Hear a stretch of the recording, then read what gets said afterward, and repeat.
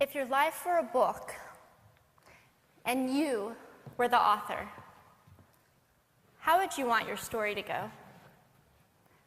That's the question that changed my life forever. Growing up in the hot Las Vegas desert, all I wanted was to be free. I would daydream about traveling the world, living in a place where it snowed, and I would picture all of the stories that I would go on to tell. At the age of 19, the day after I graduated high school, I moved to a place where it snowed, and I became a massage therapist. With this job, all I needed were my hands and my massage table by my side, and I could go anywhere. For the first time in my life, I felt free, independent, and completely in control of my life. That is, until my life took a detour. I went home from work early one day with what I thought was the flu, and less than 24 hours later, I was in the hospital on life support with less than a 2% chance of living.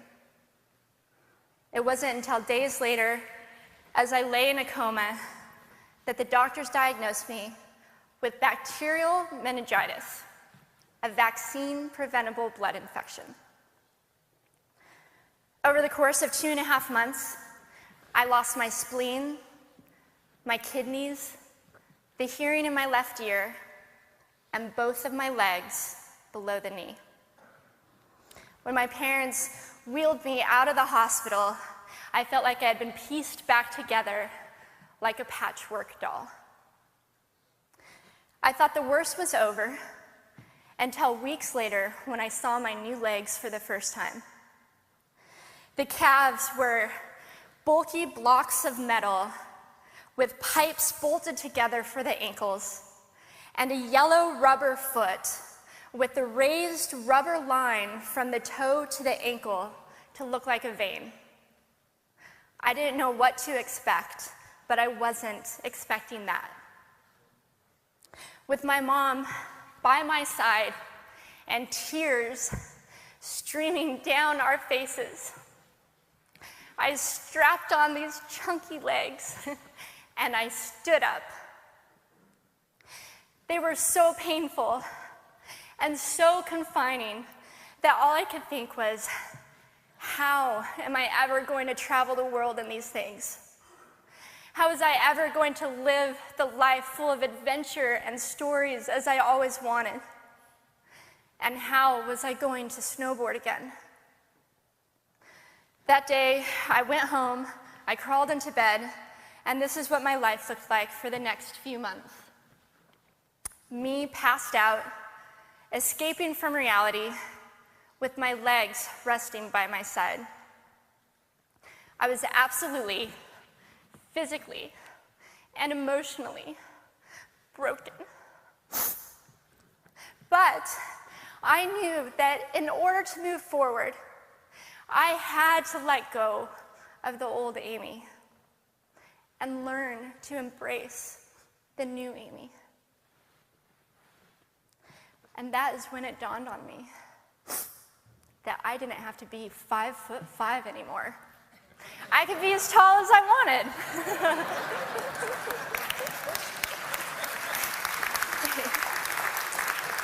Or as short as I wanted, depending on who I was dating. And if I snowboarded again, my feet aren't going to get cold. And best of all, I thought, I can make my feet the size of all the shoes that are on the sales rack. And I did. So there were benefits here. It was this moment that I asked myself that life-defining question. If my life were a book and I were the author, how would I want this story to go? And I began to daydream. I daydreamed like I did as a little girl. And I imagined myself walking gracefully, helping other people through my journey, and snowboarding again. And I didn't just see myself carving down a mountain of powder, I could actually feel it. I could feel the wind against my face and the beat of my racing heart as if it were happening in that very moment. And that is when a new chapter in my life began. 4 months later, I was back up on a snowboard, although things didn't go quite as expected. My knees and my ankles wouldn't bend, and at one point, I traumatized all the skiers on the chairlift when I fell, and my legs, still attached to my snowboard, went flying down the mountain. And I was on top of the mountain still. I was so shocked. I was just as shocked as everybody else, and I was so discouraged, but I knew that if I could find the right pair of feet, that I would be able to do this again. And this is when I learned that our borders and our obstacles can only do two things. One, stop us in our tracks, or two, force us to get creative. I did a year of research, still couldn't figure out what kind of legs to use, couldn't find any resources that could help me. So I decided to make a pair myself. My leg maker and I put random parts together, and we made a pair of feet that I could snowboard in. As you can see, rusted bolts, rubber, wood, and neon pink duct tape. And yes, I can change my toenail polish. It was these legs and the best 21st birthday gift I could ever receive, a new kidney from my dad, that allowed me to follow my dreams again. I started snowboarding, then I went back to work, then I went back to school.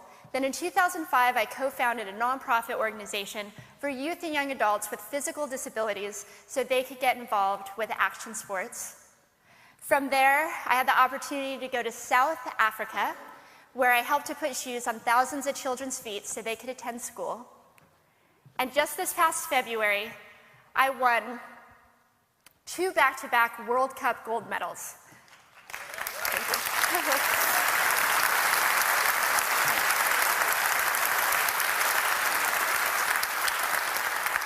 Which made me the highest-ranked adaptive female snowboarder in the world.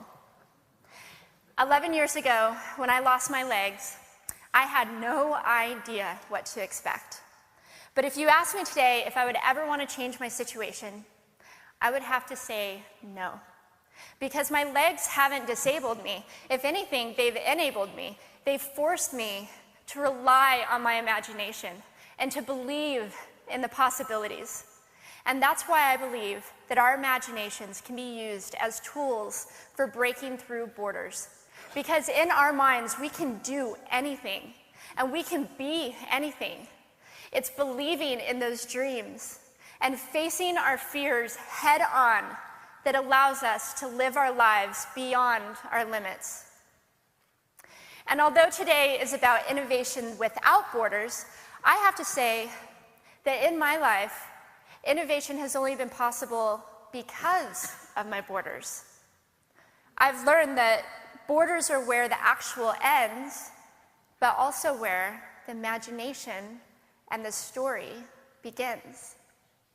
So the thought that I would like to challenge you with today is that maybe instead of looking at our challenges and our limitations as something negative or bad, we can begin to look at them as blessings. Magnificent gifts that can be used to ignite our imaginations and help us go further than we ever knew we could go. It's not about breaking down borders. It's about pushing off of them and seeing what amazing places they might bring us. Thank you.